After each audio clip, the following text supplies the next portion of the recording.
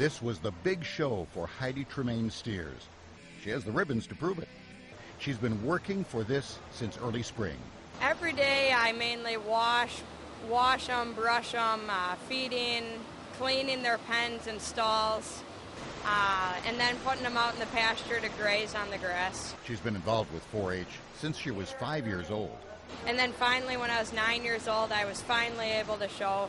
And yep, I took my first Angus steer to the fair, and it was probably the best time I've ever had at county fair. Showing animals like this can be expensive, but that's one of the lessons that 4-H teaches. We started by taking out a loan from my parents for our first steer, but then you sell them at the fair and you make a profit, and then you use that profit for buying next year's steer. But first there's the cost of grooming.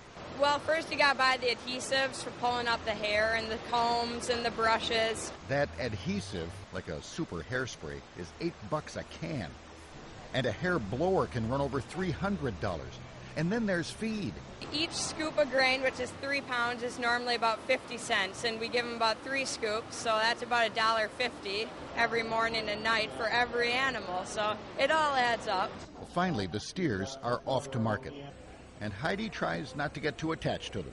It's different eating your own animals. Occasionally my dad will say, "Oh, this is Everelda tonight," and it's like, thanks for telling me that as I am biting on my steak. Gus Gonorski, Fox 6 News.